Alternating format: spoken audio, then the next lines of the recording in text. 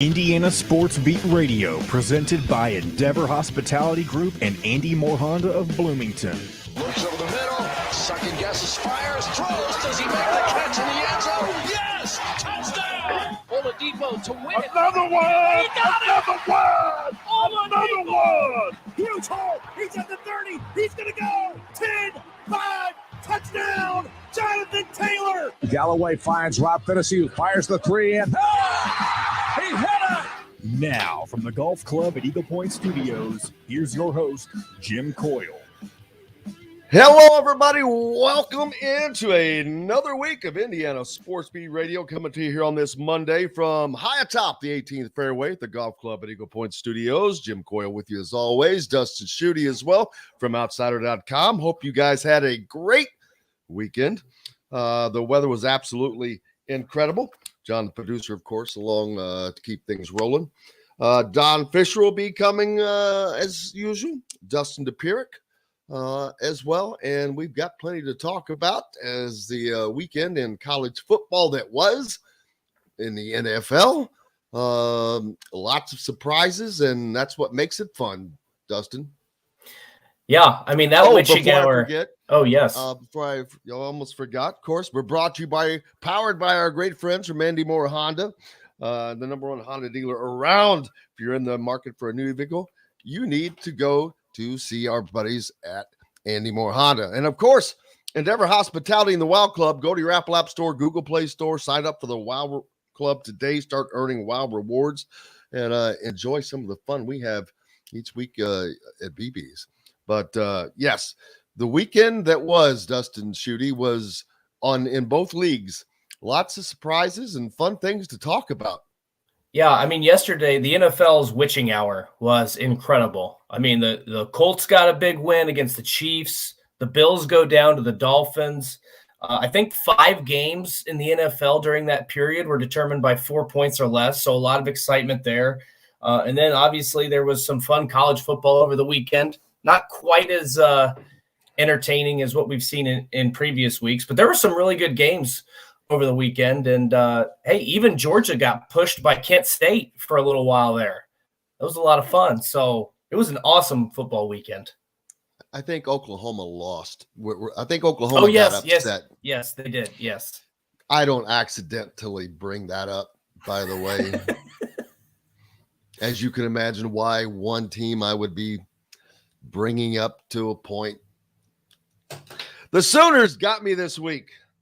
Oh, no. Yeah. Yeah, that would seem like a good bet because Kansas State lost to Tulane last week, and Oklahoma just absolutely rolled Nebraska. But Adrian Martinez, the Nebraska transfer for Kansas State, had an incredible game. I think he threw for like 250 yards, rushed for 150 more, 5 total touchdowns. Man, I think Nebraska would like to have him back. They probably would, but I mean, he was really good at Nebraska, and they still couldn't win games. So I don't know that it would make a difference, to be quite honest. No doubt there. But speaking of Kansas State, how about Kansas remaining undefeated? And buddy, that quarterback is looking sharp. Yeah. How do you go from a program that is just that bad, just historically that bad, to pretty damn good? I don't know. It like Lance Leipold's a magician. That's the only explanation I have, because they've been what was this, the first 4-0 start since like 2008 or something? It's been a long time. I don't even know the fact that when they won. It's only been that long ago shocks me.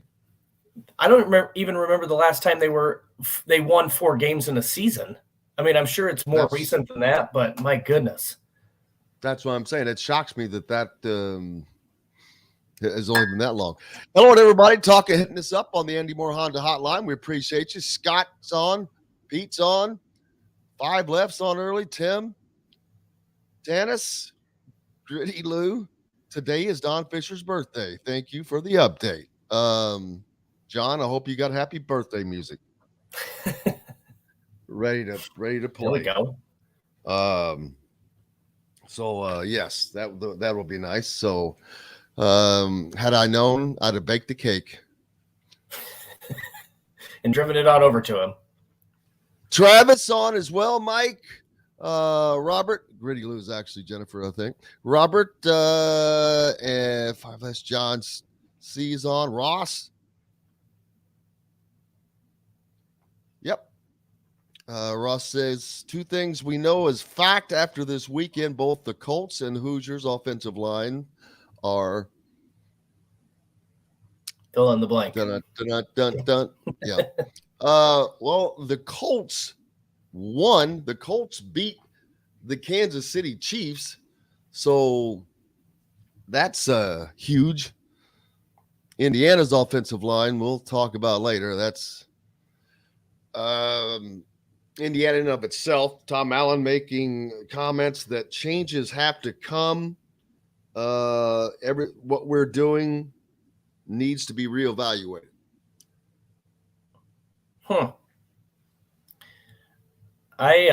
Truer words haven't been spoken, but I think a lot of people would have said I could have told you that a month ago.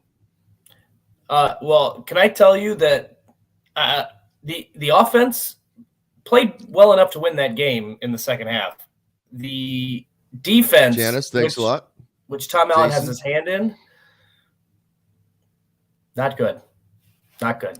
Well, and one of the things. Oh, all right, Brian. There you go. Congratulations. Brian from Orleans went down into the ugly grouper. Calamari appetizer. Oh, you're killing me, dude. I love calamari. I could tear calamari up. I don't care what time of day it is. I could eat it right now. Oh boy. If it's made correctly, and I guarantee it was made correctly at the ugly grouper. What was I going to say? Indiana football, you cannot blame Walt Bell. No. Offensive coordinator. This is not on Walt Bell. So anybody that says this is not on Chad Wilt. Nope. So these guys that were brought in, this is not hanging on them. So the defense, like you just pointed out, they took an ass whipping, basically, is all you can say. And it was early and often. They were beaten badly in the secondary, which is the most veteran group. They're not getting to the quarterback. They can't run the ball, and they didn't make a ton of penalties, but they make them at critical times. Right. I think they only had 6 penalties, if I remember, but just seems to come at critical times. So, yeah, I mean, that's just about all you can say about it. I'm not going to sit here and bang on them. This is not a fire somebody thing. Nope, that doesn't do anybody any good. Well, but here's my question. I don't know, how do you make changes after you've gone through and everyone makes this big deal of getting these guys in early for spring practice. We got to have spring practice. So now we've had fall camp and we've got all this stuff. Now all of a sudden everything's going to change. It's that easy? Yeah. Sure didn't sound like it was before. Why? And if it's that easy, then why aren't you doing it to start the season? I don't understand those comments for the fact that you spend spring and you spend fall camp with these teams. You usually know what you have. When Tom Allen's been coaching the defense as long as he has, he should be able to know. Like, maybe the only explanation I would have is maybe Indiana's offense was playing so poorly during spring and fall that he thought his defensive backs were actually playing very well, because the experienced guys are the ones getting beat, and that's a problem. So I don't know. Here, the one thing I will say is we went into this game not thinking Indiana was going to win. We thought if you can get to 3-1 through the first 4 games, you're in good shape, right? So really nothing has changed from that front. It's just, and I think for 30 minutes they played really well, but they have got to play football in the first half. I don't know what they're doing, but they have not played a game in the first half this season. It's like they're warming up. It's like exactly it's a first half warm. It's like me playing golf. I tell, like, if I'm in a group in a scramble or something, I always tell them, guys, I got good news and bad news. Once I get warmed up, I am hell on wheels. Unfortunately, it takes me about 15, 16 holes to warm up. So that's kind of what we're seeing here. Yeah. But we'll see. Hey, we've got we'll be meeting with Tom Allen and et al. Today, so we'll see about that. Mike Urtanis thinks it's too many moving parts that haven't assimilated. Missed tackles. Oh, the tackling's been all horrific. Pete says, in fun news, Charlie Woods, 13-year-old, I guess Tiger Woods is 13-year-old son of Tiger, shot a career low round in a tournament of 68. I hate that kid already. And I don't mean that seriously. No. I mean, it's just sickening that a 13-year-old can shoot at 68. Yep. I'm with you. Man. I've been trying to I'm just trying to get consistently to bogey golf. That is the focus that it takes, because that means hitting few to none bad shots. Right. That you have to recover from. Scramble and par, that's my game. Scramble. I scramble. I'm always scrambling. I don't know always how to play scrambling to recover. I don't know how to play from the fairway, to be quite honest. What's a fairway? Exactly. Over the weekend, let's see, what were some of the big games that I mentioned Oklahoma. What were some of the other upsets? How about Miami getting their absolute asses kicked by Middle Tennessee? I was just going to say, that was right on the top of my list. Woo, the Hurricanes, baby. Yeah. Middle Tennessee State. Middle Tennessee is just outside of Nashville, man. It's down there in Murfreesboro. Yep. It's just that's biggest win of their program. Oh, App State lost? Man. Yep. App State lost to James Madison. How about okay, stop. How in the hell do you go down to College Station, Texas, and beat a team that has one of the best, I don't care what he says, one of the best paid teams around, in their own place, and then lose to James Madison? It is quite baffling. My guess is that Texas A&M didn't probably take Appalachian State too seriously. They probably slept on them. The players probably slept on them. By Troy, I think. Or no, they got beat. You said they got beat by James Madison. Oh, They played. I'm pretty sure it was Troy. They played Was it Troy they played last week? I don't remember. So they're playing a lot of historical characters here. Yeah. Was Helen there last week? Maybe William and Mary next. William Tell. Paul Revere. There you go. Man, they're 500 against history. Washington 4-0. They're up to what, number 15 now? 14, something like that in the rankings. They beat Stanford. See, you all didn't think they were for real. Oh, after that Michigan State game, I thought they were. What happened with Michigan State? They got boat raced. And I did not mean that as a pun, but I did not. That's funny and great. I could not get that one in. It scared me. I'm not going to lie to you, but that should tell you. Now, Minnesota, I don't care what Jeffrey says. I love him, but there's one team in the West. That's it. It's right Minnesota. now there is. Right now there is, yeah. Are they on Indiana's? They don't play Minnesota. I was going to say, I couldn't remember if they were on the schedule late in the year or not. I was going to say, Lord knows, you hope not. Right. But yeah, Minnesota, they're it for the West. And I was looking at the rankings. They're getting screwed.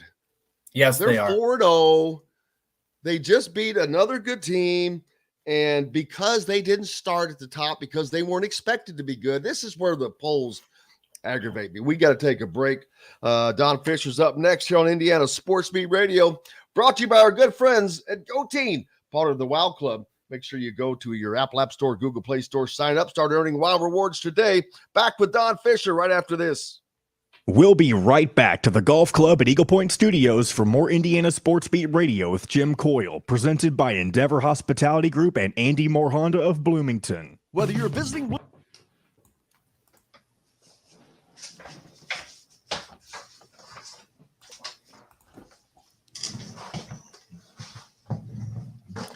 Good morning, Mr. Don.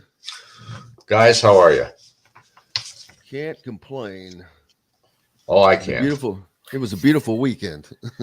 I'm complaining. Yeah. That's why I'm letting you. I'm trying to zip it. I'm trying to zip it as best I can. Well, it's hard to not complain. This is my opinion now, and I'm not an X&O guy and all that kind of stuff, but it's hard to not complain when you cannot protect your quarterback at all, and your best supposedly defensive or your best position group on the football field is your defensive backfield, and you give up 38 first half points because they scorch you with their passing attack. That to me that's the most disappointing thing about Saturday is our defensive backfield. Guys just got burnt so bad. Now, granted, they turned it around in the second half, but I'm still arguing the fact that when you're up 38-10, you ain't got to do a lot over a football team that you're expected to have a tough time with. I mean, you're already in the shower. Yeah, exactly. In your mind, you're in the shower. You're in the shower in your mind. So there's a lot to be negative about today, and I probably am going to be that way. That's why we love you. You get to be Don. Just sad. It really is sad. Yeah, let's see. Who else got and here's Forest something else. Must be Clemson. That's what you're talking about, Jim. The other games. Here's something else for you guys. You know, Nebraska's 1-3, right? Yep. They're averaging 451 yards a game offensively. Oh my God. Now, here's the negative for them. They're like Indiana. They're giving up 514. There you go. However, boys, they've had 2 weeks to get ready for this game, and they're under an interim coach. So the thing that you wonder is, will these guys all of a sudden, find something that they haven't had previously and have a different attitude, because obviously they've given up in some contests. So 10 seconds. We'll Friday. If we're not on a station where you live, we should be. Ask for Indiana Sports Beat Radio. This segment is brought to you by Southern Stone Restaurant.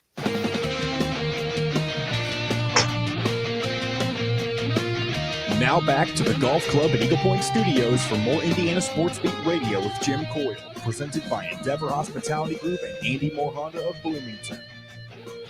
Welcome back, Indiana Sports Beat Radio, brought to you by our good friends at Southern Stone Restaurant, located at Patterson and Rogers in Bloomington, where each Wednesday evening at 7:05, you can catch Inside Indiana Football with Don Fischer and Coach Tom Allen. Great place to stop in and have a tremendous meal and listen to the guys. Also, I'm sure they'll be serving a little birthday cake this week, as I understand it's today Mr. Fisher's birthday. So happy 50th birthday, Don. Congratulations. 50th birthday? I wish that was true. This is 76 trombones, boys. So it seems like 50. If you're ever around Don, he makes you jealous because you're like, gosh, can I be that young when I'm not? It's like I want to look that young now. Get and inside. Get inside my body, and you'll see what 76 feels like. The great Don Fischer joins us here after a tough weekend for Indiana on the road in Cincinnati after starting off 3-0. Obviously their sternest test to date. We knew that was going to be the case, but man, it did not turn out in any way like anyone hoped on either side of the ball. No, it did not. Very disappointing performance by Indiana on Saturday. More so from a first half standpoint, but we've seen the slow starts in first halves for this team all season long. Unfortunately, in this one, they got bludgeoned in the first half. 38-10 was halftime score. Cincinnati went to the locker room, I'm sure believing that they were going to put 2 or 3 more touchdowns on the board. The good news is that Indiana was able to turn things around in the second half a little bit, be much more defensive oriented, the way that we would expect an Indiana football team to be. But the way that they got bludgeoned in the first half with the 75, 34, 32-yard touchdown passes to Tyler Scott, I could not believe what I was seeing, because Indiana's defensive backs just got burnt time after time after time. And this is likely their best position group on the football field. And so your best players were getting torched in this ball game. And it's just hard to understand what was going on there. Now, granted, they turned it around in the second half, but that was way too little too late. And without question, Cincinnati ruled the roost the rest of the contest. But here's the other aspect of it. Indiana's offense was pathetic in this ball game. And I'm talking about the offensive line. I mean, the offensive line allowed 13 hits on their quarterback, on Connor Bazelak, 5 sacks, couldn't open many holes for the run game, just like it's been the problem all year long. And so you're playing one-handed out there as a QB. You've got very little chance to get much done. And thank God for Cam Camper, who has just been a go-to guy for Bazelak all season long and continued to be on Saturday. He was terrific again. But outside of that, what do you look to as a positive from this football game? And that's what bothers me the most, because let's face it, Cincinnati is as good as a lot of teams in the Big Ten. Dustin? Yeah. I mean, the thing that was staggering to me, Don, was not only the sacks that they surrendered, but I believe it was somewhere in the neighborhood of like 10 to 12 tackles for loss that they allowed. People look at the stat line and see that Bazelak's numbers weren't very good. 31-66, 280 yards, 2 touchdowns, 2 interceptions. But when you've got no protection, I think it's an accomplishment that he just finished this game. And I'm not even being sarcastic about that. Oh, you're right. You're absolutely right. I mean, your quarterback gets hit 13 times in this game. I mean, it's unfathomable that he can survive all that and continue to survive it as the season goes along. Think about this. If Michael Penix was the quarterback and that happened to him, he'd be out by now for the rest of the year. I mean, right. I mean, because he couldn't take the kind of hits that this guy had to take on Saturday. Cincinnati plays a 3-man front. I mean, they were getting pressure all day long from those 3 guys. Our offensive line couldn't block those guys. We've talked about this ad nauseum, but this offensive line is the biggest problem on this football team, because they can't open holes for the run game for the most part, and they can't block well enough to allow your passing game to be as effective as it could or should be. Yeah, and that's I said earlier in the show that this is not on Walt Bell or a lot of the guys that are trying. It's just when you can't run the ball to establish a passing game or pass the game to establish either, or do either, there's just nothing you can do. There's nothing that can be expected other than hope. And then when the defense is not putting you in good positions, when they're giving up points, you're just getting buried further in a hole. The confidence goes farther and farther down. Right. And these kids are working as hard as they can, but it's just not working. And Tom has said changes have to come my question is, after you've gone through a spring camp and the fall camp and all this stuff was introduced because all these new faces, how are you going to implement that kind of change that quickly that could impact a team enough to where it changes this? Well, that's the question. Because if they continue to struggle on the offensive line like this against the competition you're about to face, you're not going to win another ball game. And that's sad to say. After you start out with 3 wins to start the season, you're 3-1 at this point. Indiana right now is going to face a Nebraska team this coming week that has struggled all year to win ball games. But you know how many offensive yards they're averaging per game? 451. So they've got an offense that can, and they're balanced. I mean, it's about half and half with their 50-50 passing game and 50-50 run game. And granted, they give up a lot of yards offensively to the opponent, over 500 yards in that regard. But this team right now hasn't even come close to having a 500-yard game. I mean, they have struggled in every ball game offensively at this juncture. So we're looking at a test on Saturday against the Nebraska team that has had 2 weeks to get ready for this football game because their last game was against Oklahoma and they got plastered. The rest of their games this year, their losses were very close ball games. That's why Scott Frost got fired, because they kept losing close ball games over the last 2 or 3 years now.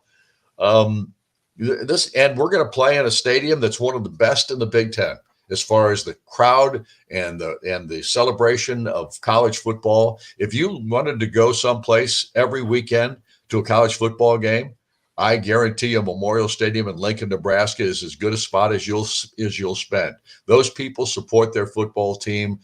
Doesn't matter if they're winning or losing, they are there.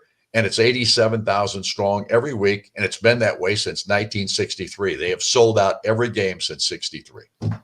385 consecutive sellouts, although that you mentioned that streak is tenuously hanging this week for Indiana's game with about 1,000 seats left to be sold. I'm certain a businessman will come along and not let that die. But in researching that, I was like, what is the number up to? Because I remember it was like 360, 70 when Indiana was there last time in 2019, which that was a huge win for the program. And it would be another big win for this program if they could go down and win in Nebraska. Even though Nebraska is not great, doesn't matter. When you win in those kinds of environments that you just spoke of, it carries a little something extra with it. No question. And like I said, their fan base shows up, and even if they've got 1,000 tickets left, they'll find some way to get those distributed someplace along the way. And it will be, and trust me, this Nebraska team probably thinks this is our best opportunity to turn this season around right now, this coming weekend. And they can do it. I mean, and again, 2 weeks to prepare. I don't care who the coaching staff is. These guys are all guys that have coached and been very successful, maybe at other places. This is going to be a test for Indiana. There's no doubt about it. I think we got to get you.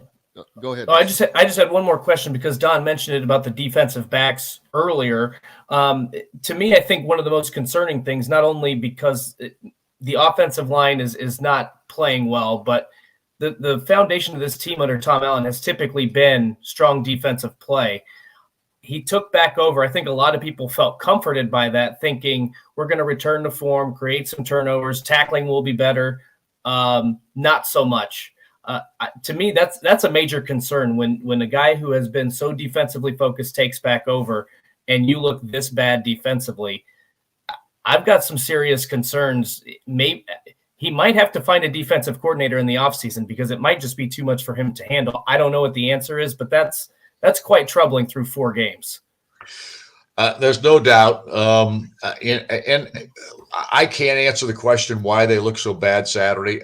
Because, again, the strongest position group on this football team is probably the defensive backfield. I mean, you got 3 starters that have been there forever.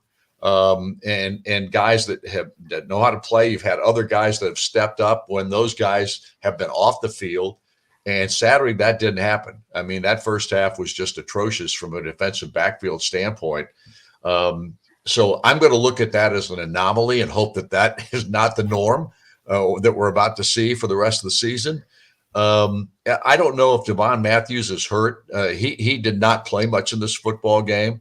DJ Matthews was out the entire second half. I don't know that I think he was a no-show in the second half completely, if I remember correctly. And didn't see him much in the first half either. So there may be some issues with injuries with this football team right now that we don't know about because they never talk about it.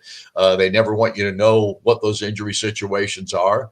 And I understand to some degree that philosophy. I also think I wish they had the NFL thing where they have an injury report that you can see. You have to tell them, Exactly. And so that we actually could see what was going on there, so we would know something. But that's part of the structure of college football these days that we don't get to see that. But all that said, this team has just simply got to play better. The offensive line has got to play better. Hopefully, they get some people back from the offensive line that have been hurt. Obviously, Zach Carpenter. And Caleb Murphy has done a heck of a job considering that this kid was the third string center and has worked his butt off because they all say that this kid works his tail off every single game. But he's the biggest name of he's the biggest name of the year, the biggest success story of the year. He's getting a lot of attention, rightly so. But there's a reason he was the third string center. Okay. I mean, Obviously the other two guys are ahead of him, Zach Carpenter and Cameron Knight, and Knight hasn't been available either. So you've had your top two guys at the center position out, and then you've got a Division II player who transfers to Indiana and has done a pretty decent job, Parker Hanna, in taking over for Matthew Bedford. But again, that's the most experienced guy in your offensive line that's gone for the rest of the year. So there's reasons that the offensive line isn't dealing as well as they should be with what they're supposed to be doing out there. But at the same time, where's the backup? Where's the development of these other guys that they've got? Some guys that were coming in with pretty high credentials out of high school that are 2 years or maybe even 3 years into this program now, and they're still on the sideline, not playing. Yep. So I don't know what the answer is, guys. I'm not an X and O guy, and I'm not a personnel guy. I'm a guy that just tells you what I see, and right now what I see is not a promising scenario. One thing that we did enjoy last week, and was new quickly before you got to go, IU Basketball Media Day, and they did it with the men and the women, which I found to be very cool. Getting to sit down and talk to Grace Berger was actually the favorite I looked forward to all day, and I was very fortunate to get down and talk to her. And I told her, I love watching you play basketball. I just think you are a great basketball player, and I love watching her game. The men get a lot of the attention, but I absolutely love watching her play the game. Yeah, she's old school. Very much an old school type player. She can knock down a three, but she prefers the mid-range jump shots. And she just does all the little things, the little things that really good basketball players do. She is solid as a rock, and she will be the key to this basketball season, I think, for Terry Morin's squad. I mean, they're going to have other people that will step up. There's no doubt about that. And they've got a really good roster, I think, based on what I've heard. And I know what they have coming back. So I feel that Terry's team is going to be very good this year. And I think Indiana's basketball team at the men's side is going to be very good as well. I just am not going to go out there and say they're going to win a Big Ten championship, since the Hoosiers have not finished higher than 9th in the conference in 6 years. So people forget that because of all the hoopla with Trace and Race coming back and a lot of the veterans that are going to be on this team, and then the recruiting class that Mike has brought in. Everybody's excited about this, and I am too, trust me. But I'm not going to sit here and go to the mat and say Indiana's going to win the Big Ten and go to the Final Four and all those kinds of things. Got to prove it first, boys and girls, and that's what it is. That's the life of Michigan State didn't go away. Michigan didn't go away. Illinois hasn't gone away. Purdue hasn't gone away. It's going to be a great, great grind, and one that I'm looking forward to, because this could be an absolute, just a an old-fashioned Big Ten black and blue slugfest as far as great teams. So looking forward to it. Don, thank you so much. Looking forward to seeing you out at this Wednesday night, 7:05 at Southern Stone Restaurant, located in Patterson and Rogers, for Inside Indiana Football with Coach Tom Allen. Come out, have a great meal, and listen to the guys chop it up. Thanks much. Appreciate it, guys. Thanks for having me. The great Don Fischer joining us here on Indiana Sports Beat Radio. We're back with Dustin Dopirick from the Bloomington Herald right after this. We'll be right back to the golf club at Eagle Point Studios for more Indiana Sports Beat Radio with Jim Coyle, presented by Endeavor Hospitality Group and Andy Moore Honda of Bloomington. The sun is out. Hey, Man, John. We're going from one superstar to a next. That's hey, right. Yeah, Dustin. Hey, brother. Did IU cover that 16.5 point spread? No, they didn't cover it. Did you bet on that? No. No, but it's because that stupid ass. No, I'm not going to go on a rant during the break.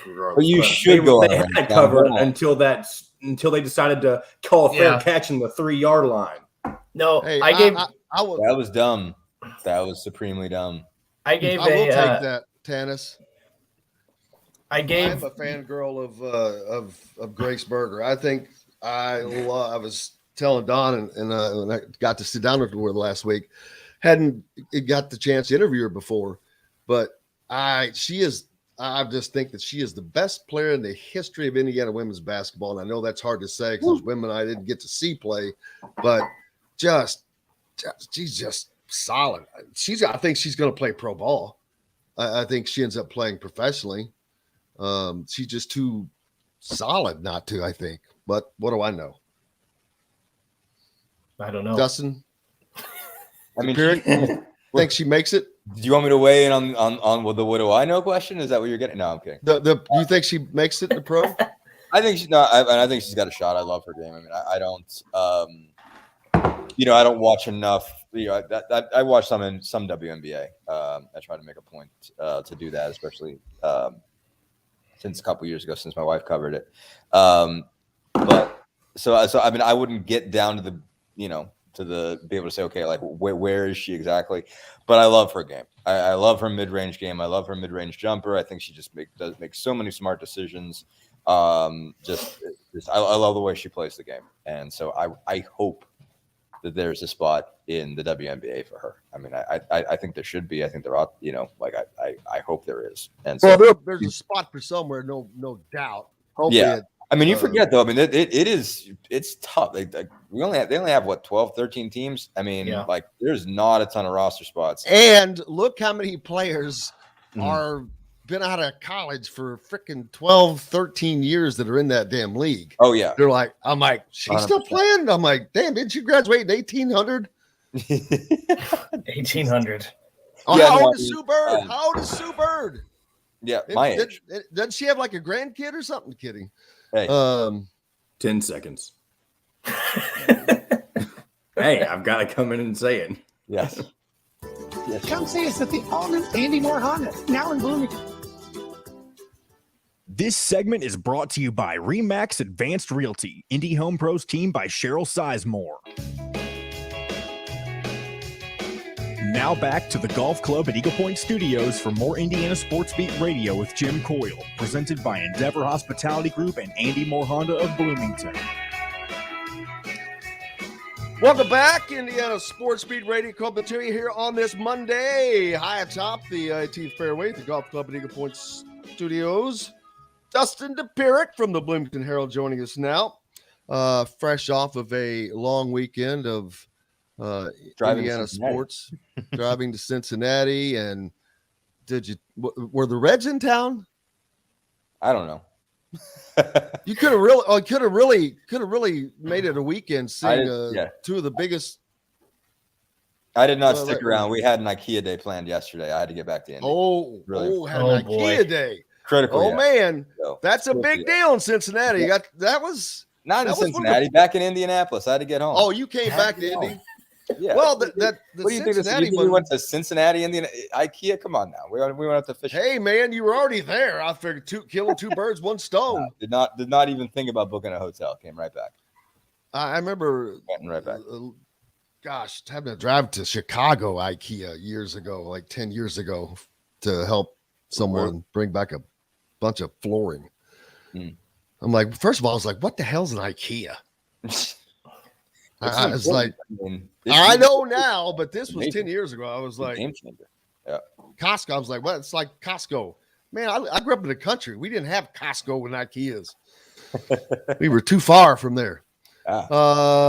Yeah, 5'11" ain't lying. They don't retire till they're 45 in the WNBA. Well, it's because they also don't make as much money.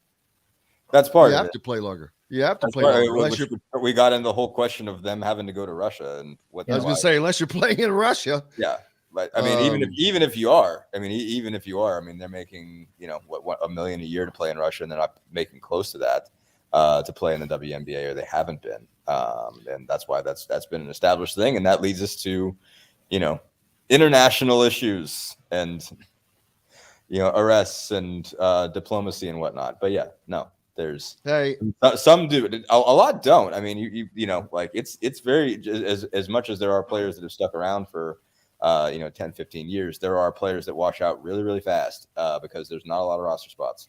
And so I've seen, I mean, like what, how long did Lauren Cox make it with the Fever? I mean, she was a first round pick. I thought was going to be really, really good, and she was gone inside of like a year and a half. So, it is tough to get on. It's tough to stick, but the people that get those roster spots don't give them up for obvious reasons. Nope, they do not. Let's see. Saw also don't forget to shout out our friend Charlie Miller. It's his birthday today, as well as Don Fisher's. We had just had Don on, and we're able to wish him a happy birthday. And normally Charlie, when he's able to join us, is on Mondays as well. How ironic is that?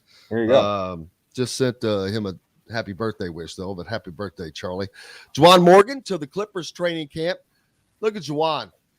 I love this dude is just scratching and clawing. He's been in the league, 4 years now already? Has he got 4 years in? Or is it 3? I want to say three. He needs that next. He needs one more year, man. Mm-hmm. I think it's 4 years, and you get and you are you get your pension. Yeah. Is that what it is? I forget the word I'm looking for when you are vested. With the V. Vested. There you go. Thank you. Yeah, I mean he needs one more season, baby, and that's a lifetime being taken care of for life. So hopefully he gets that taken care of. I saw some. Let's see. Now, Tim saying Florida Badungas to visit during Hoosier Hysteria. Is that true? I'll have to check. I'll have to check the Hoosier and see if that is accurate. Have you heard that Flory Badunga is visiting during Hoosier Hysteria, Dustin? I feel like I might have seen that, but I can't. I mean, I'm getting mixed up as who's when. I mean, I imagine he's got one. I don't know why he wouldn't. Basically, I mean, they generally get in-state kids. Any in-state kid they want generally visits for Hoosier Hysteria, even if they don't. Yeah, that's Indiana. It's a short trip. It's a Friday night. Like if they have any in Indiana at all, they generally get them in. So yeah, they should be. Doesn't mean they land them all. They have. Oh no, I don't know what their all-time track record is as far as in-state Hoosier Hysteria kids and kids they really, really wanted, and who they got and who they didn't. But generally, if they want an in-state kid, that kid will generally show up at Hoosier Hysteria. Yeah, I see that. I'm seeing that also.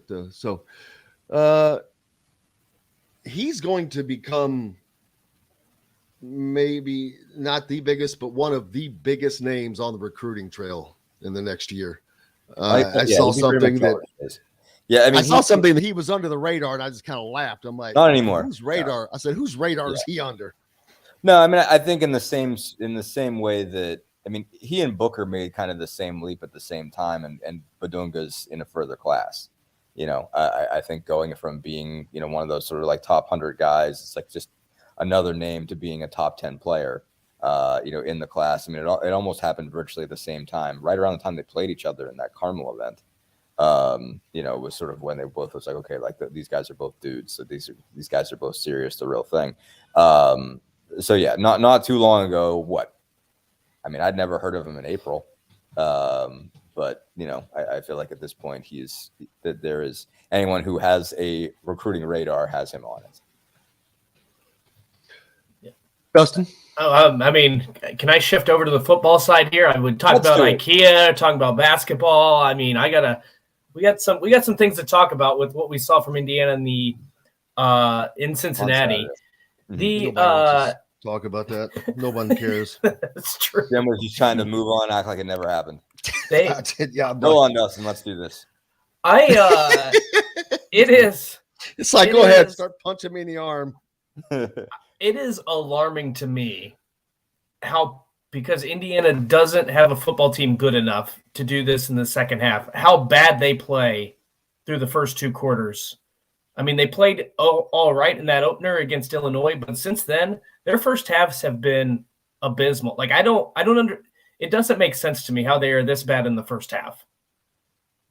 I mean, they're bad at various times. Like, I think we're overstating the first half, second half dynamic because they go through stretches when they're bad. I'm trying to remember just like what the breakdown was with Western Kentucky. There was good, there was bad in there. I don't think it was a purely first half, second half thing. Idaho obviously was. They just kind of couldn't get any traction at all in the first half because it was rainstorm. It was miserable. They didn't seem to know what to do about that. And then they scored 5 touchdowns as soon as the track got clean. I mean, it is also different things at different times. It was offense against Idaho. It was defense against Cincinnati. I mean, they weren't atrocious on offense in the first half, but they, I think overcommitted to the run in the first half, brought too many bodies up there, put too many guys on islands, and saw them get burned, basically. And so, I guess it speaks well that they make halftime adjustments. Yes, that's true. I think that's something worth saying. I mean, I think for years, I think there's been complaints about that. And certainly on the basketball side, fans complain about no halftime adjustments all the time. And it's different. Obviously, football has more moving pieces. So, you can go back and game plan and scheme something up that's different where, basketball, if you got a guy that if you can't guard somebody, you can't guard him. But you can try whatever you want, but you're going to leave somebody else open. Football, there's more pieces that you can move to fix a problem. And I think obviously they fixed. Tom Allen basically said that they just got a lot more help for the defensive backs in the second half, and that's why you didn't see the big play through the air for Cincinnati. But no, I mean, I think they're just a shaky football team. Is sort of what it comes down to. I mean, we could I don't think there's something magical about them in the first half versus the second. I think they've got mostly decent coaches, mostly decent X's in those guys. But they are, and I don't think they recruit poorly on the whole, considering who they are, considering they're Indiana. But just, this is a team that is still flawed. And it's just, there are some areas where it's pretty good. There's some areas where they're just okay. And there's some areas where they're not very good at all. And I think that's just what it is. And, it speaks well that they figure some things out throughout a game. It speaks well that they can find something in late periods in games where they can where they're still in it, and that they're able to sort of shake off mistakes and bad stretches of play. I think that speaks well for them. It certainly is a team that has, and this is important considering, a lot more resilience than it had a year ago. But it's still September, so ask again in November if that's still there after they've put some L's up on the board. But it's just it comes down to they're at best just an okay football team, and they go through they can just go through stretches. Connor Bazelak is a pretty good quarterback. He is not a great quarterback. He goes through periods where he's just off, where he's just missing. They don't have a great running game that they can rely on a frequent basis. They don't have a good running game they can rely on. No. Unfortunately. No, it's just, I think they have okay running backs. They do not have a great offensive line. So they can only rely on so much offensively. Defensively, they have some really nice pieces. They have some things they do well, but they're not an overwhelming defense. So what you get is all of that mixed together means that you're going to have some stretches where you don't look like a good football team at all.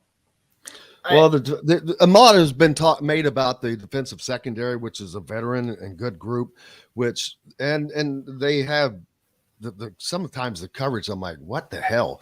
But also they're not getting to the quarterback. They're not putting any pressure on. I guess I'd have to go back and really look. I don't know how aggressive they've been blitzing wise, or if they've been trying to sit back a little bit more, but they're not getting to the quarterback. They're allowing them to pick that secondary apart with the soft secondary on top of that, which that is not a good combination. Offensive coordinator is just going to sit up there all day and go, oh my God, well, this area is open. This area is open.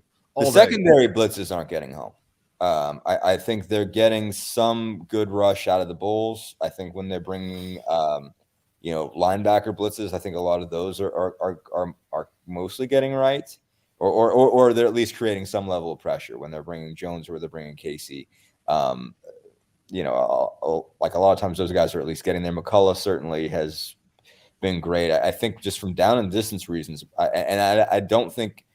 I'm not on the impression that it was anything else, but I think for down and distance reasons, they didn't have McCullough on the field very much in the first half. They eventually got him on there for a second half, and I think he had one really good blitz and just couldn't bring Bryant down. I think that was really a key moment where I think Bryant turned that into a pretty good play. But yeah, it's the stuff that comes from distance, the nickel blitzes, the husky blitzes, safeties when they bring those are not getting home at all. I think those are getting read and in plenty of time for them to make plays over top of that. So I don't know that it's a lack of aggression there. I think it's just when they are bringing blitzes from distance, they're getting diagnosed and they're not turning into what they want them to be. They just end up being an easy read for the quarterback as opposed to adding all that much pressure. I haven't looked at the line, but Tim says Nebraska's an early 3.5-point favorite, which that doesn't surprise me. Out there, you still got to go out there and beat them. It's not an easy thing to do. So I'm worried for Indiana that they don't. I'm worried for Indiana that they don't win this game. And yeah, that's a problem. If they lose this game, they're in trouble. Yeah, and I'm sorry, Dustin, not to cut you off, but Don presented some good stats. They're while they're giving up a ton of yards, 500 yards a game, they're also gaining 450 yards a game. So and you can see why last year they had, 8 or 9 one-possession games? When you're playing that equal, giving up as much as you're getting, you're basically flipping coins, and they lost a lot of it. But they're going to win at some point. And when you have a team like Indiana, this is probably going to be their best opportunity because Indiana is giving up the yardage and not gaining the yardage. Yeah, no, for sure. I mean, now it does speak to who were they playing when they gained all those yards. Right. Those weren't good teams either. It's not like they almost got somebody really good. They almost got Northwestern and they almost got Georgia Southern.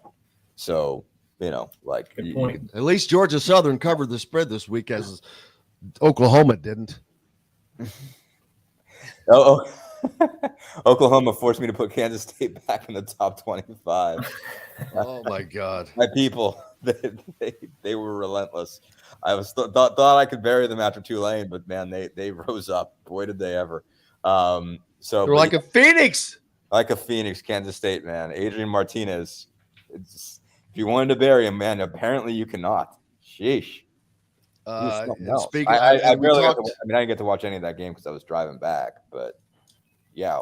Quickly, the basketball schools on the football side have kind of taken a hit with Duke losing to Kansas over the weekend. Well, one of them had to go down. One of them had to lose. Right. So then in Indiana kind of being exposed there. But Kansas, man, they seem like they're for real. That quarterback is a slinger. Yeah, no, for real. I mean, they beat Duke now I got Kansas people in my mentions, and they're mad that I didn't put them in the top 25. That was you have to because the dude's slinging. He's they're slinging the hash. They're getting there. Yeah, they're Lance Leopold, man. They're throwing around that they're an exciting football team. It's like for the first time since 2007 with the Mark Mangino team. That was really, really good.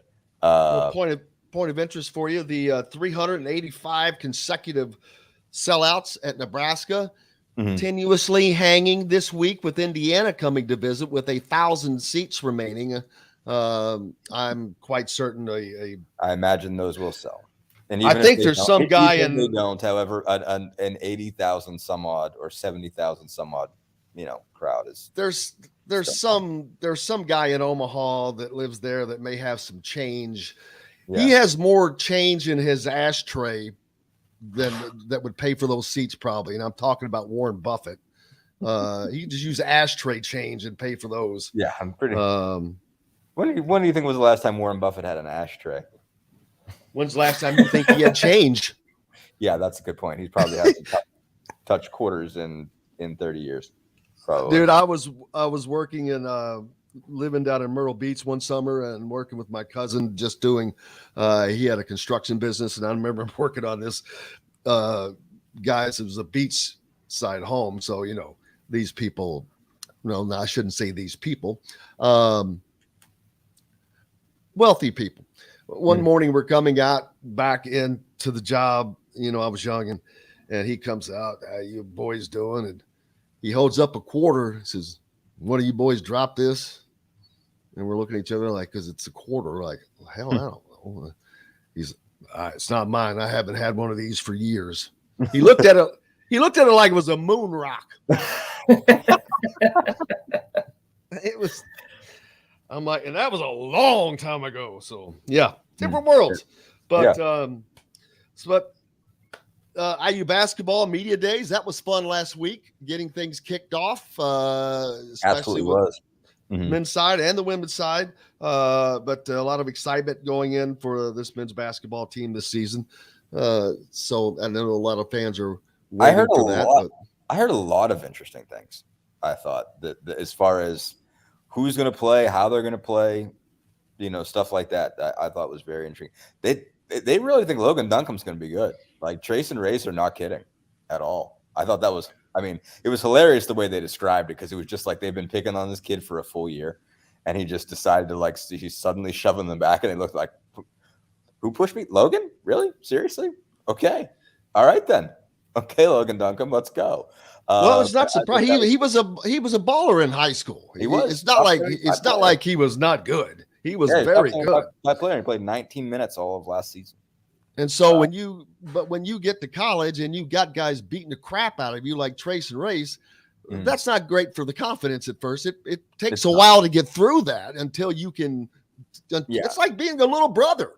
Yeah, little brothers grow up sometimes, and and then it's not as much fun for the big brother. No, I mean that's exactly how they described it. I mean they basically admitted we pretty much bullied him. Yeah, that's we just worked him all day. And if that were the case, though, that would be just another added weapon for this Indiana team, because we've heard a lot about Malik Renaud, that he is also doing quite well. To have four big guys like that you could count on, that would be huge for Indiana. And they do feel like Geronimo is making the steps at the three, and I continue to be very interested in it to see what that looks like.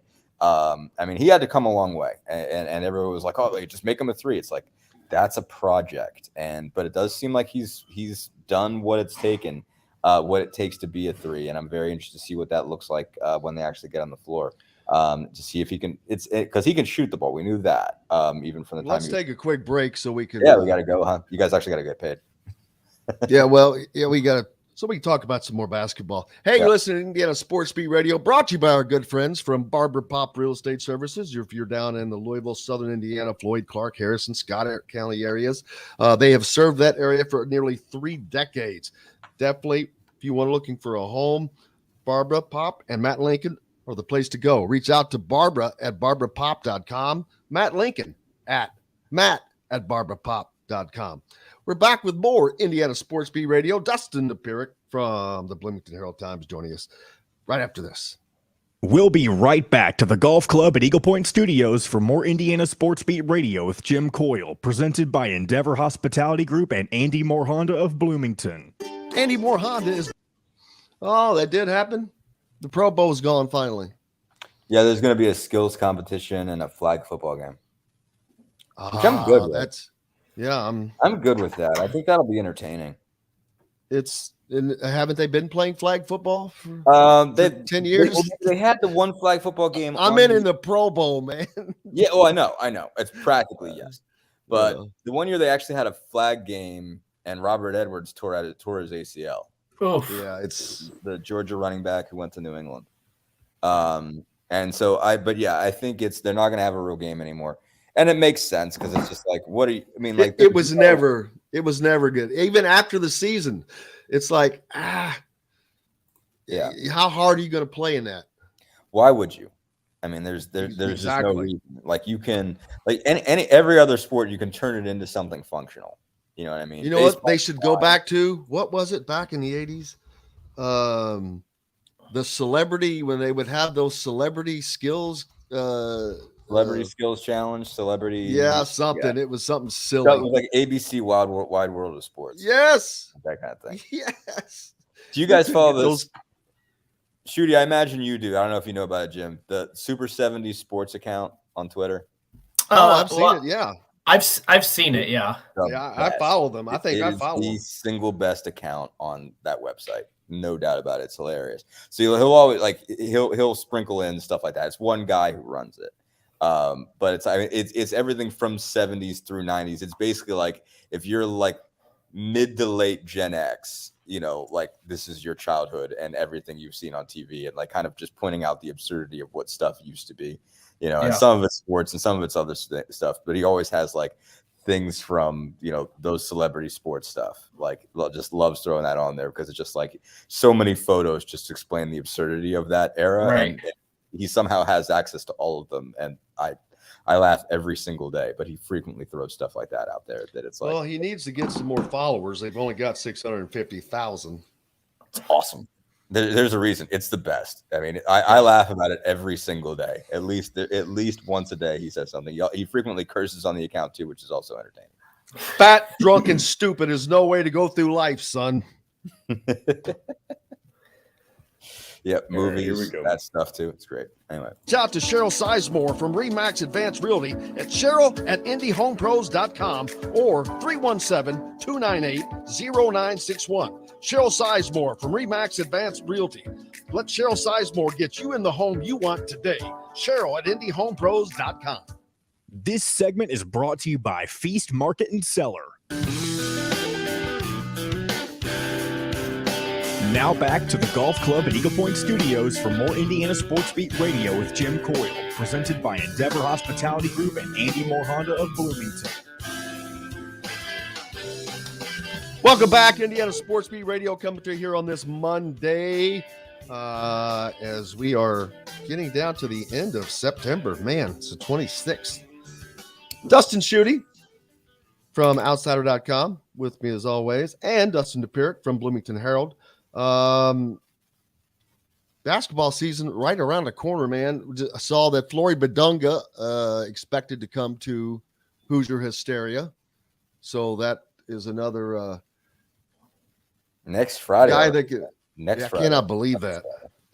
That's crazy. Flory Badunga, I talked earlier, he's going to be one of the biggest recruiting battles next year, I think. Or at least there's just going to be a lot of people clamoring over him. At least, yeah. No, he's gonna be big. He's gonna be a big dude. And like I didn't see the finer points, but there's a lot of athleticism there. There's a lot of size there, and seems further along than some of the A-Hope kids I remember.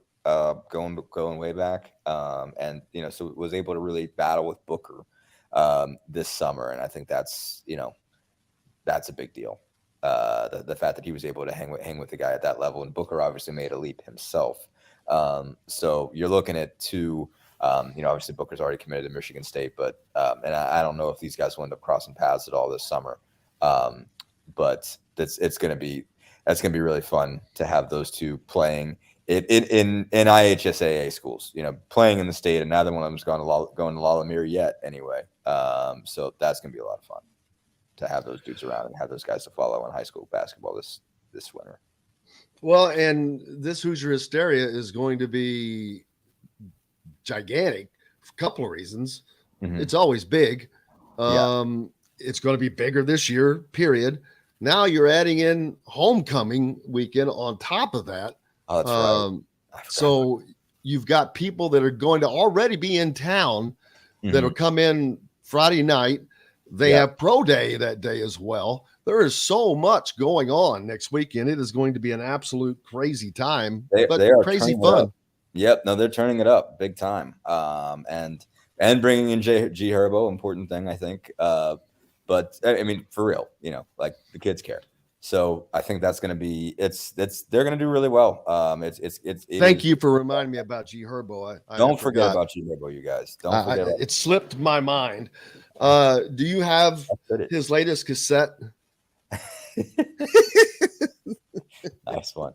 I'm gonna listen to some G Herbo to get a sense, man. I really felt old when I think Tyler Talkman put out there that he's platinum selling, and I'm like, I saw that as well. Sense of everybody that's like good. I mean that's like legit, like big time, But I very much apparently do not. So I gotta give this guy a shout. And I like hip hop, man. I went to Wu-Tang Clan a couple weeks ago. That was awesome. But it was also a reminder that we're all old, and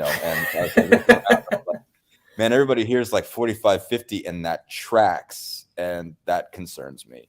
There was a time last year that just left me in almost a deep depression. An episode of Saturday Night Live was coming, and I did not know either the host or the musical guest. Yeah. That's what I was like. Oh my God, what has my life what has happened to me? What has happened? How did we get here? But yeah, no, I mean, it's a thing. I mean, they're obviously, turning the game up. Obviously, Kentucky was getting live acts. Kansas obviously got Snoop, which went an interesting direction. So, boy, did it ever. So this is what they're rolling with. It seems like the kids are really, really excited about it. There is, I mean, you got to give it to them. And there is a vibe around the program right now that it seems to be like they definitely like being there. I think that's really important. Basically the guys enjoy that are on the team now, really enjoy being a part of the team, enjoy playing for Woodson, really have a sense that they're going somewhere. And this is the sort of event that brings a lot of that together. And that gives you a lot of course, there are no Wu-Tang 5 left. Nobody's Wu-Tang. Wu-Tang is forever. Wu-Tang is forever. No Jennifer is no Wu-Tang is Wu-Tang. What's that? Wu-Tang is Wu-Tang, man. And it is nothing to F with. Just in case. Here's the thing. Fans have got to get over it. This is not about the fans. This is about the kids. Yes. It's about the guys that age, man. They're not going to play 17-year-old guys. Yeah. The IU fight song over and over and over and over from the band. That only does so much to incite a guy to get there. But I'm not against. You got to move forward.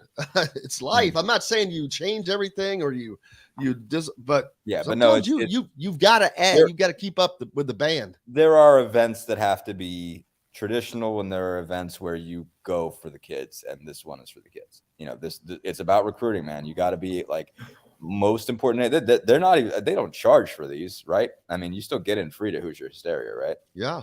So like. It's not about drawing fans and making money in putting fans in the seats. It's about getting recruits to show up and then getting those recruits to commit. So, like Hoosier Hysteria is about 17-year-olds, 16-year-olds, and appealing to them and saying this is a program that you want to be a part of. So that's definitely, that is priority, and it's showing the electricity. Mm-hmm. Yeah, and that electricity has to go in different directions, and not just fans clapping for you. That's a really good point. I mean, what you're trying to show is how much you matter when you come to Indiana to play basketball. That is the ultimate sort of driving force that you're going for. And yeah, that's what they're going for. And so it's a big deal. Just continue to show that off, because that is still Indiana's number one selling point. What matters, I think, to Indy, like that Indiana still has that only a few other programs have, is when you show up on campus at Indiana, everybody knows who you are. Like, you walk around, you go to frat parties, you go to wherever the guys take you, everybody knows you. When you're 15, you're 16, they know who you are. And that's a thing that, like, that's not the case everywhere they go. Like, especially when they go to big football programs, not everybody knows the basketball recruits. At Indiana, they know them all. And I think that like Hoosier Hysteria just adds to the sell. And Hoosier Hysteria, being on a football weekend on a Friday, having it not be a home football weekend, I think is a big deal. Now, I say that just because it helps us. on some level, that we don't have to like have one guy back and have one guy covering a road football game. That's a pain. I hate when that happens. It adds to this weekend, having it on that Hoosier Hysteria weekend. It makes it just this gigantic, big old thing. Yeah, they don't always get to do that, but it's a big deal, and they should try to do that whenever they can. Obviously, I agree. Doesn't always allow for it, but when homecoming is, when they're at home in October, but it's a big deal. I think when they can, when they can bring this together and make it work. I wish Indiana could have gotten Snoop Bloop. His friend could have brought his green hat. I mean, we got came right along. I mean, we got him at Super Bowl halftime, man. We can't complain. That was so very cool. What's up next for you? See you down in Bloomington, Jim. Yeah, I was going to say? You heading down to see Tom Allen, and we will see you there, sir. Have safe travels. Yep, we'll do. Later, guys. Appreciate you very much. Dustin Dopirick from the Bloomington Herald joining us as he is heading off to see Tom Allen now. Let's see, man, make sure where are we, John? I'm always screwed up on. Oh, we're 5 minutes. 6. Yeah, so we're good. Snoop-a-loop. Bring your green hat. Great movie. Great reference. I love them. I got to admit that I have no idea who G Herbo is. Could not. Well, I don't either, but I don't know every. No, I'm not saying it's my. I don't know. Hey, there's country artists. I have no idea who they are. I don't listen to new music radio a lot today. I've got Sirius XM now, and there's so many stinking options there. But I will listen to it just to get an understanding. But again, this is not about the audience. If they wanted to do that, they'd sell bring in. They'd have those concerts we talk about. The Goo Goo Dolls. They bring in the Goo Goo Dolls. Somebody. How about that? I don't understand why Indiana does not have more concerts. I know that's. No, I know they're not going to get Goo Goo Dolls because they're going to be at Indianapolis, but there are plenty of acts you could get that are like the 10, 12,000 people acts that I think would be fine. I don't understand, but it is what it is. So it is. I think they could. I think they could, though. I think they could get a big time group. I think they could. If they did it in Memorial Stadium, you can fill in the turf there. You could have the stadium, obviously, the stadium seating. I think you could fill it up pretty well. Oh, you could, but there's no reason to come there when you have Indianapolis. There's no point. No one's going to do that. I don't think so, unless it's something special. What was something? Oh, how about the Colts? Didn't talk a lot about them, but they stink it up. We say they stunk it up against the Jags team, who's now 2-1, by the way. Yeah. And something else. I remember I forget where I wrote it, but Miami 3-0. Who's their quarterback? Tua Tagovailoa. Yep. The Jags 2-1. Who's their quarterback? Trevor Lawrence. Yep. Clemson. Eagles 3-0. Who's their quarterback? Jalen Hurts. All these big name quarterbacks that have. How long have they been out of the league? 4 years max, maybe. Tua in the league. I think Tua and Jalen are in year 3 maybe, and then Trevor's in year 2. Yeah, so these are guys that are just. And then who's it plays for the Bears? Justin Fields. There you go. He's I haven't followed him this year, but he had been playing well. He hasn't played great, but they're 2-1. So, I mean, he's got the same issue though that Connor Bazelak deals with, in the fact that he's got no offensive line. So I don't know if we know how good he really is at the next level just yet, because the Bears, I mean, their offensive line is still bad. But hats off to the Colts. Look, Kansas City gift wrapped that game to Indianapolis. If they didn't win that, they might not have won a game all season, because they had a chance. Kansas City had a chance to kick a field goal. They went for a fake, missed it. They picked up a 4th down stop, then got a penalty, which allowed the Colts to keep possession. They were able to drive down the field.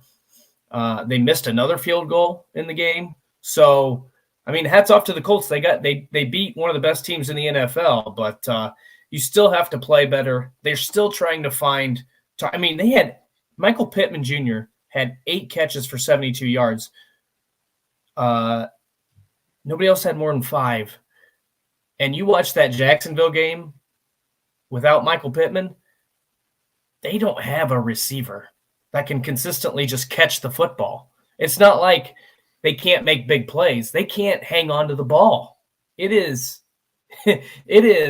shocking how bad their pass catchers are right now. But win's a win. Bill Burr's take coming. it. Bill Burr's coming to Bloomington. Oh, nice. 30th. There so you there's go. that. We got more coming up here on Indiana Sports Speed Radio, including hearing from Woody from IU Media Day and much more. You're listening to Indiana Sports Speed Radio, brought to you by our good friends from Metalworks Brewing Company, a part of the WOW Club and Endeavor Hospitality. Make sure you go to your Apple App Store or Google Play Store. Sign up for the WOW Club. Start earning WOW rewards today. I'm about to see about getting that hooked up with the ugly grouper, as our friend pointed out earlier, that it wasn't. So because we're down in Florida. But hey, we got lots more coming up. We're back with it right after this. We'll be right back to the Golf Club at Eagle Point Studios for more Indiana Sports Beat Radio with Jim Coyle, presented by Endeavor Hospitality Group and Andy Moore Honda of Bloomington. Hey, this is John. I'll be right back, guys.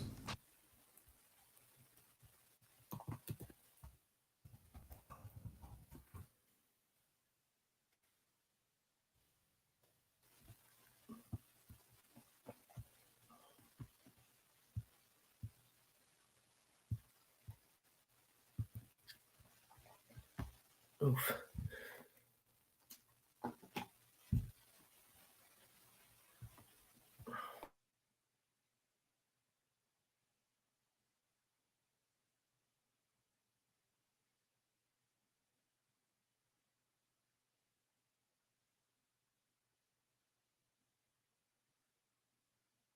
Man, this day is tough. Oh, look at Dustin. Got the hats hanging in the background now.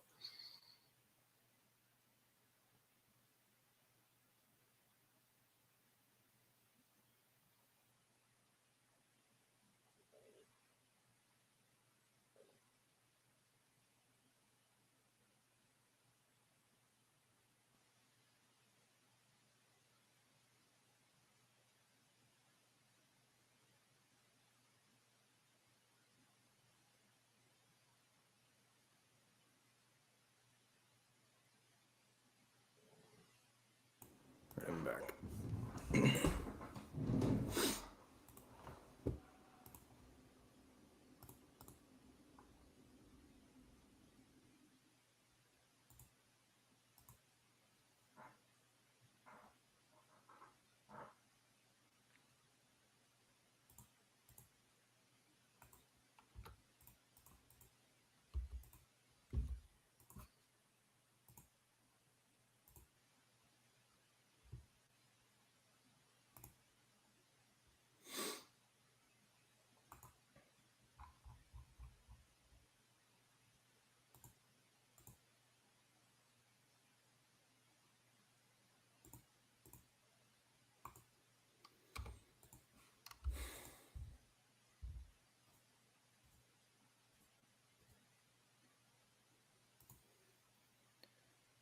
All right, here we go. With a menu of food and beverages from Psalms on the Point. Psalms on the Point offers a variety of food and beverage packages for on and off-site catering for the greater Bloomington area.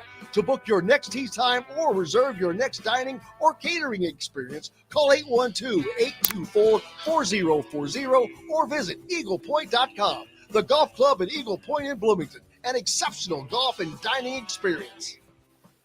This segment is brought to you by Courtroom Sports Grill in Bedford. Now back to the Golf Club at Eagle Point Studios for more Indiana Sports Beat Radio with Jim Coyle, presented by Endeavor Hospitality Group and Andy Moore Honda of Bloomington.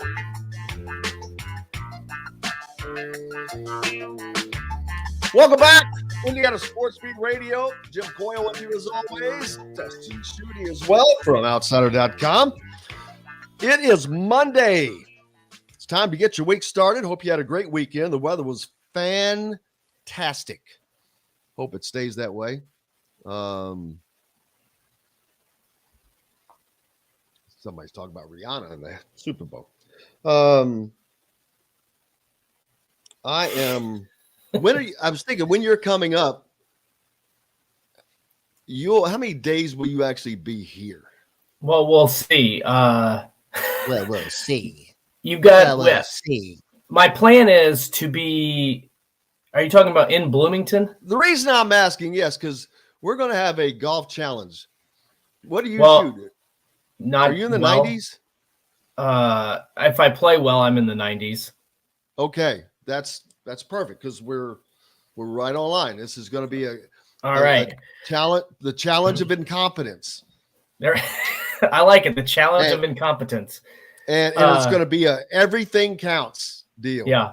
So my plan is basically Thursday, Friday, Saturday in Bloomington. However, perhaps you've heard there's a hurricane approaching here. You know what? I have. So we'll see what happens. We are running out of gas, and also they may issue evacuation. So I'm going to have to keep my eye on both the weather. I think the weather will be okay. But I'm not in an evacuation zone. And so if they issue evacuation notices, there's a chance I'm stuck on the highway, and I'm not going to wait 12 hours to go 10 miles. So we'll keep you posted. My plan is to leave tomorrow night. I think I'll be in the clear, but if not, I'll keep everyone aware. But I don't think the storm or the rain is supposed to get here until Wednesday. So I think the weather standpoint is fine. It's just a matter of supplies, gas, and the traffic. So we'll see. But if I'm up there Thursday through Saturday. Let's just check out the Florida weather right now and see the cone what's of going doom on. Because, that's when I have to go down there. Oof. And stay. Ooh, luckily it's heading right towards that's Tampa, isn't it? It's heading right for Tampa, yes. Ooh, that's right above the ugly grouper. Let's batten down the hatches, baby. So it's not supposed to hit until it's not supposed to hit until Thursday, but the rain and wind is supposed to be here Wednesday. This one's showing Thursday, 2 a.m. It's still offshore, and then Friday at 2 a.m. is when it's supposed to hit. Now, that's just the one I'm looking at currently. This could not be up to date. They've changed it multiple times. And I know we have a lot of listeners down. Yeah. So people stay safe. Listen from Florida. Yeah, stay safe. Pay attention. Board it up, man. Don't be like me and be one of those ignore the warnings. Like always whatever. No, I've watched enough, like the tornado that hit Joplin, Missouri a few years ago. Oh yeah. It was like they were tracking it, and then all of a sudden those conditions kept, a tornado warning had been out way in advance of that, not because there was a tornado, but because it was just kind of right there, ripe. The conditions were ripe, and then all of a sudden, buddy, it forms, and when it happens, and you've got nowhere to go. So absolutely, if you've got, get out of the way if you can. There's no sense in no trying to tough it out. Get inland. I believe Gainesville is one of the safest places in Florida, by the way, to be during a hurricane. I could be wrong on that, but I believe because you're so inland. Well, you're all inland, and you're off of the coast and up towards the right. We're basically as much in the middle of the state as you can get. Although it looks like it's going to get hit with this storm right upside the head. It 100% will, but I think I don't know how to explain this. I've been through hurricanes before, and man, it is like a constant. It's like the sound a tornado makes. Just that like a train. It's roll, supposed to be a train roll sound. I've never been in one. It is like that for 8 straight hours at least. But I tell you what, it is. You go outside, and there is not a look. I'm not going to paint a pretty picture of hurricanes. But at the aftermath of it, when you go outside, the air is never fresher. I mean, it is undescribable what that water and what the air, what that does to the air. It's 2 days of just, you feel like you're, I don't even know, at the ocean. I don't even know what it's like. It's very weird, but it's also almost very calming. Very interesting, the hurricanes. Welcome to the usually we're on Food Network. Now we're going to the Weather Channel. Well, we got to keep it interesting. There's, like I said, we got there's a lot of listeners that we appreciate and care about that are actually in Florida. Absolutely. Some that just got back. Daggone it. Already for too many names to remember, but it was just down was just down there. I don't know if he's back yet. One of our listeners from Orleans. Where did he go?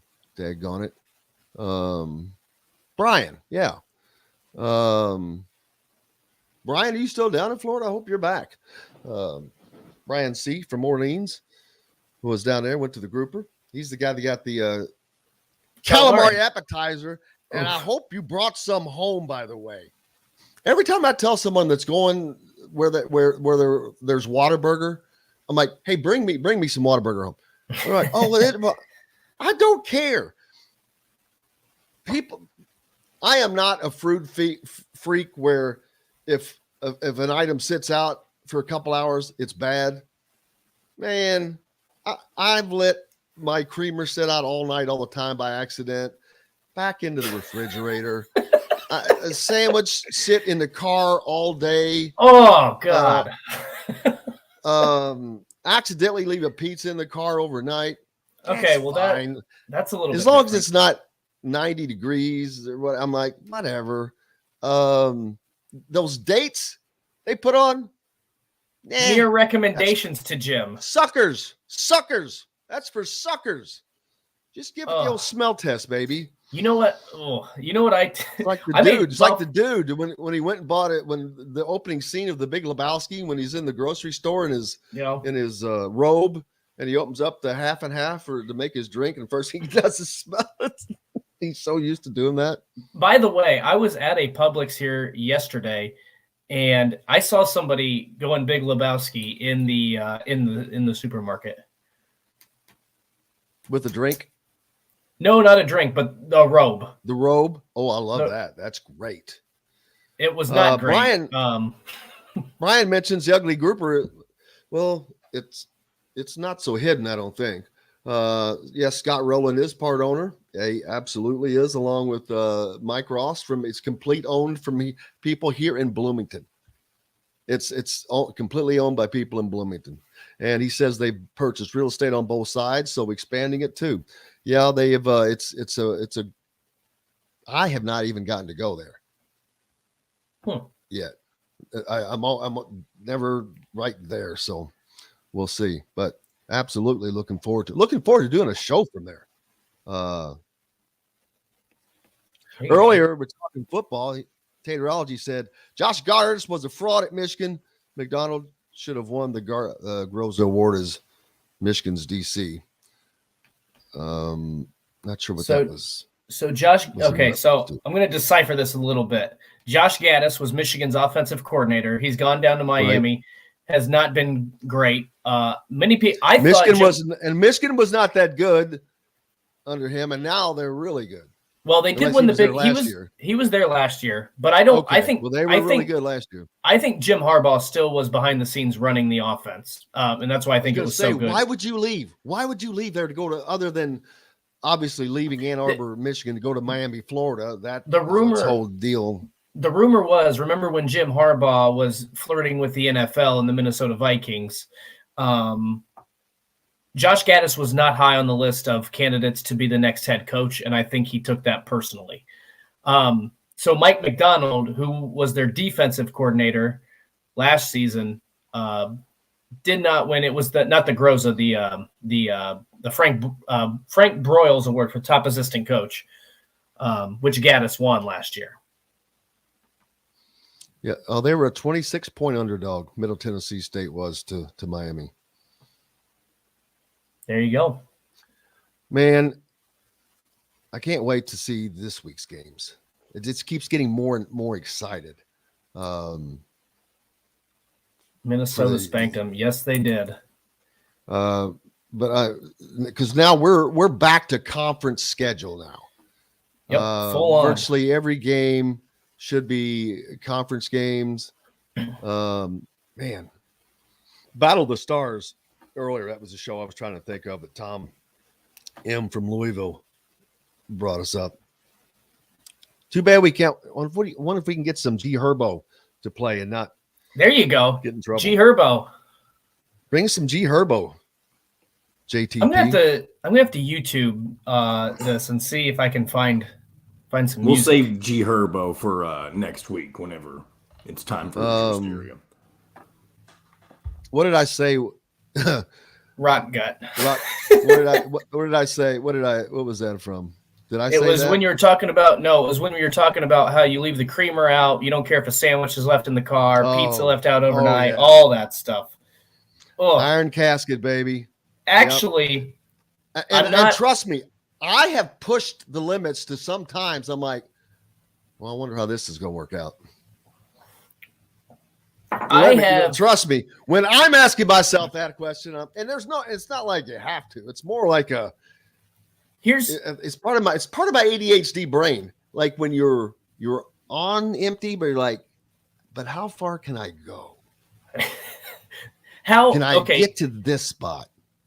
You're tempting fate is really what you're doing. Have you ever had food poisoning? Oh, absolutely. Okay. But not from home. Okay, but see, I believe that.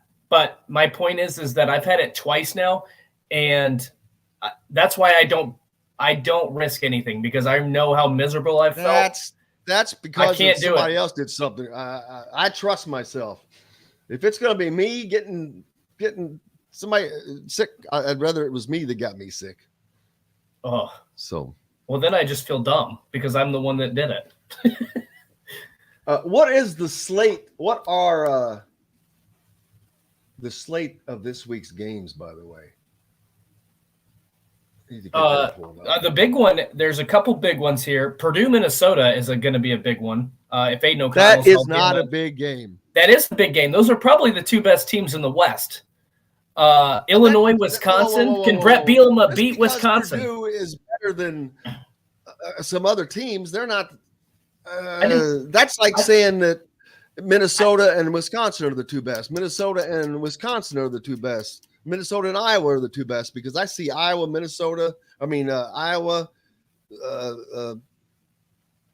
Wisconsin, Purdue, kind of a blender. They're all in but they're not in a good blender. They're in a very mediocre blender. So it'd still be a big game. They're still in a big game because they could be Indianapolis on the line, because I think let me say this. I agree with what you're saying. I think that those 14, I think Minnesota is actually a step above, and then you could probably exchange Purdue, Wisconsin, and Iowa right now and mix them all up. But that's my point. I think that's a big game because I think any one of those four teams could potentially get to Indianapolis. Wisconsin is not looking good, by the way. They're going to have to figure some things out. Wait a minute. But they did it last year, so. Any one of which teams can get Minnesota, Iowa, Wisconsin, or Purdue. One of those four teams, any of those four teams could get to Indianapolis. No way.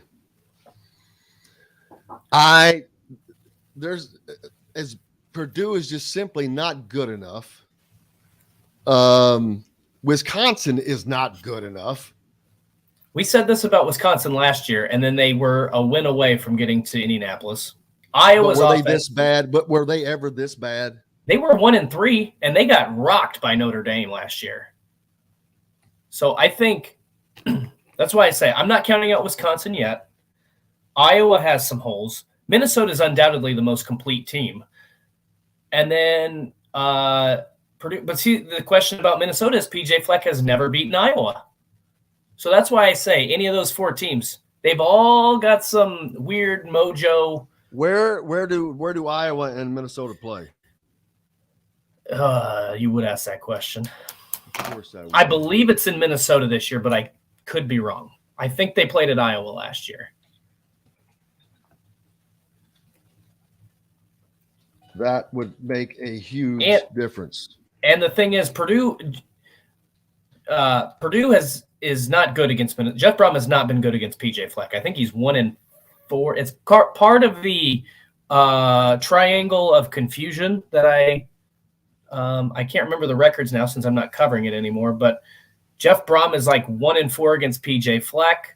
PJ Fleck has never beaten Iowa, and Purdue is like 4-1 against Iowa. Yeah, Michigan State's they're not that great. Hey, we'll talk more about this. We'll pull the schedule up and anything else you want to talk about. When we come back, we got to take a break. Of course, brought to you by our great friends from Cabello Restaurant, part of the WOW Network and Endeavor Hospitality. Located on the square on the north side. Great Italian fare and an opportunity to taste the traditions of Southern Italy right here in Southern Indiana. Make sure you go to your Apple App Store or Google Play Store and sign up for the WOW Club. Start earning WOW rewards today. Back with more Indiana Sports Beat Radio right after this. We'll be right back to the Golf Club at Eagle Point Studios for more Indiana Sports Beat Radio with Jim Coyle, presented by Endeavor Hospitality Group and Andy Moore Honda of Bloomington. Whether you're visiting... Damn it, I just want to know. I'd like to see the entire Big Ten schedule.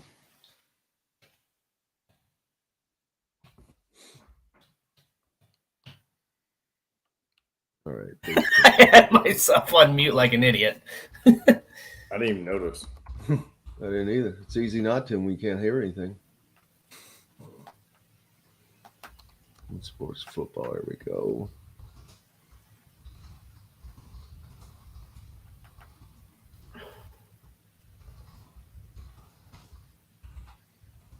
Let's see.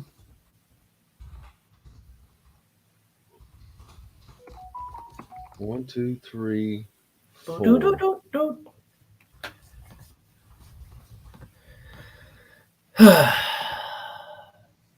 Hey, Illinois is 3-1. Yep, that was a good win for Indiana. Why? Illinois is going to beat Nebraska. And that was the Wyoming team that Illinois and they're obliterated. going to beat either Wisconsin, Purdue, or. Let me tell you something. I'm not sure Illinois is as consistent as they need to be, but you could potentially put them in that category with those other 4 teams, like Nebraska and Northwest. I think they're going to get because they're going to get better. Nebraska and Northwestern are god awful. You know what's weird is, did anybody watch the Auburn Missouri game? No. Okay, I knew it was terrible football. Like I knew I was watching bad football. But when I watched the Nebraska-Northwestern game, I watched that game and I was like, I think Nebraska and Northwestern are a lot better than they were last season. Like I watched that. Usually bad football, you can tell. I could not tell. Mm-hmm. But they were just so freaking terrible that they made each other look good. It's really one of the most marvelous things I've ever witnessed. Okay, great. Here's the schedule. This is beautiful. Plus, you'd be blinded by the excitement of week 0 and the opening of college football and playing in Ireland and yeah. All right, here we go. Okay. You can find complete coverage of Indiana basketball, football, and plenty more. Simply go to thehoosier.com and sign up. It's free. You can also find full episodes of Indiana Sports Beat Radio on the homepage or on the station every week, Monday through Friday. If we're not on a station where you live, we should be. Ask for Indiana Sports Beat Radio. This segment is brought to you by Bubba's 33 in Clarksville. Pizza, burgers, beer.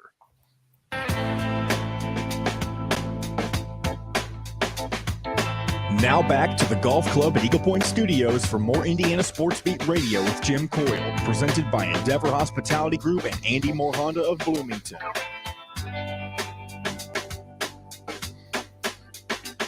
Welcome back, Indiana Sports Beat Radio coming to you here on this Monday. Getting your week started off right from high atop the 18th fairway at the Golf Club at Eagle Point Studios, brought to you by Bubba's 33 in Clarksville, down in southern Indiana, right off of I-65.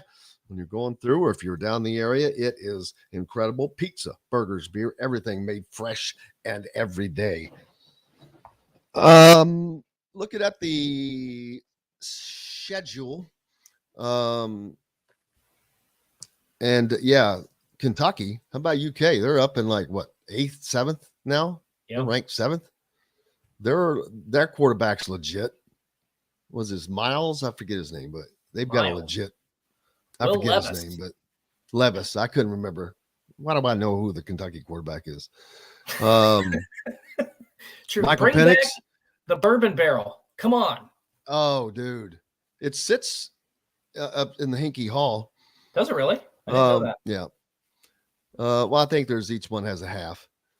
Ed says, how about Michael Penix in Washington's amazing? What an offensive line will do for a quarterback. I believe he's thrown for over 1,000 yards so far in 4 games.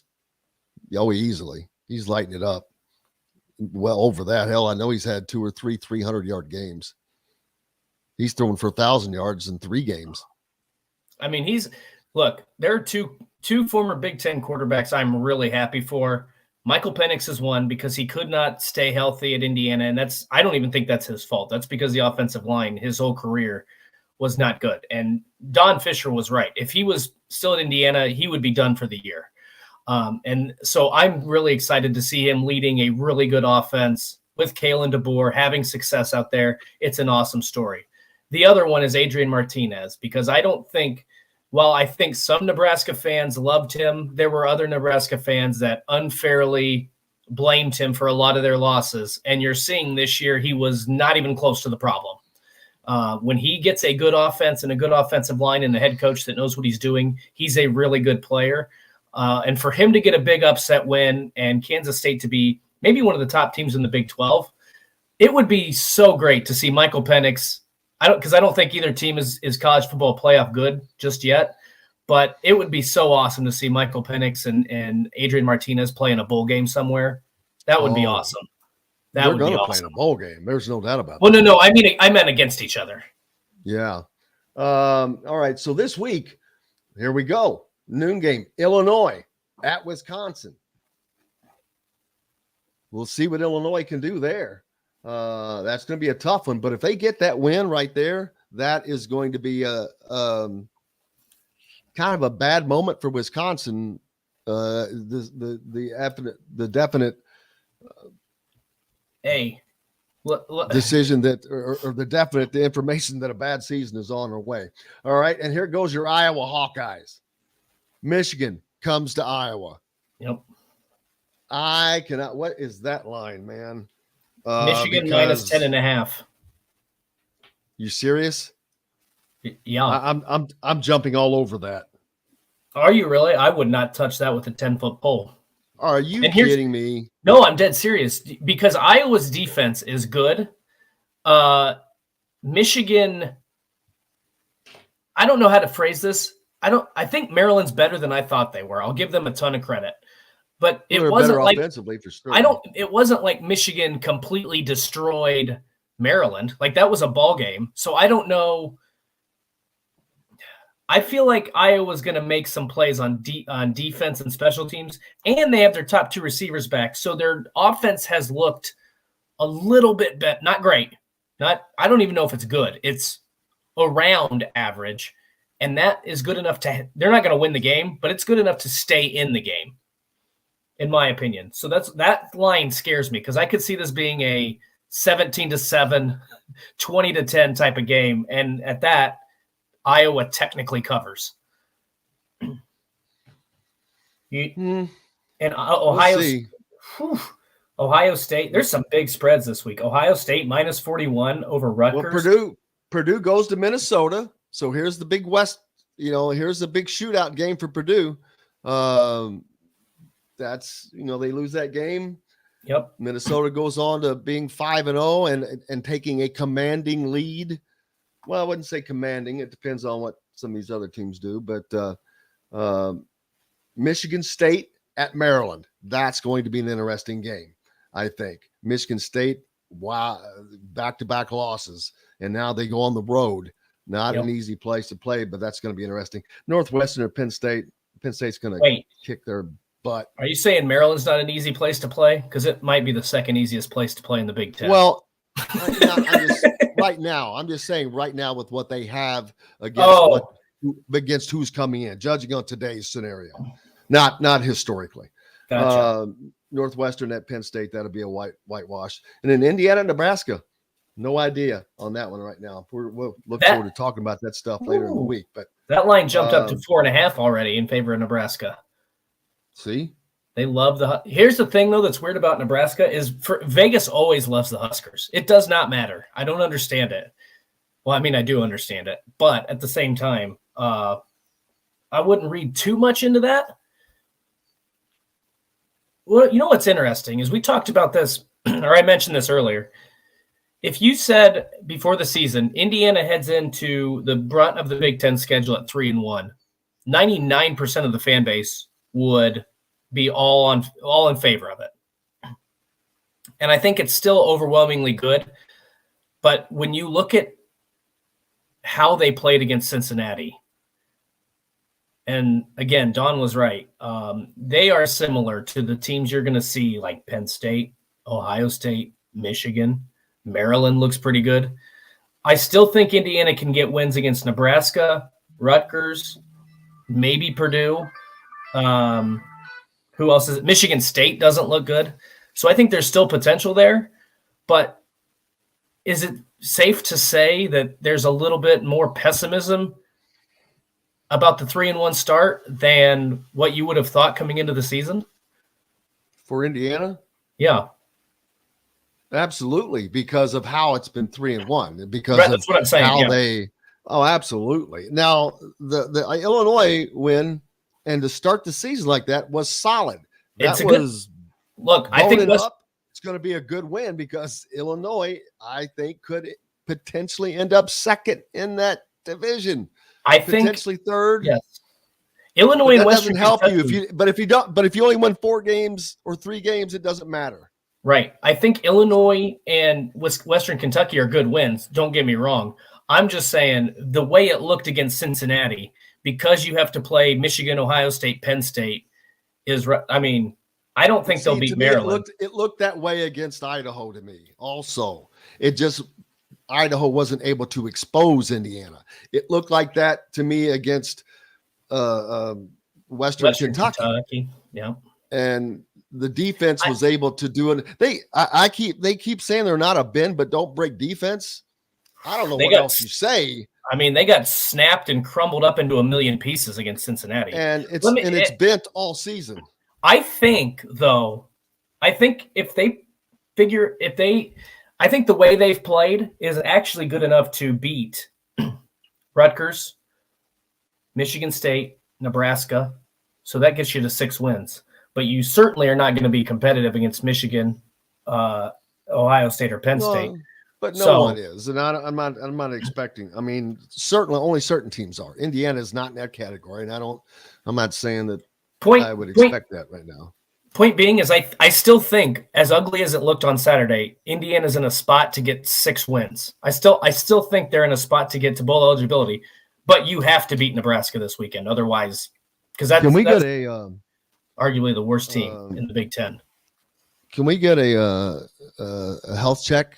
What do you call that when you send someone to do a health check on someone? Wellness check?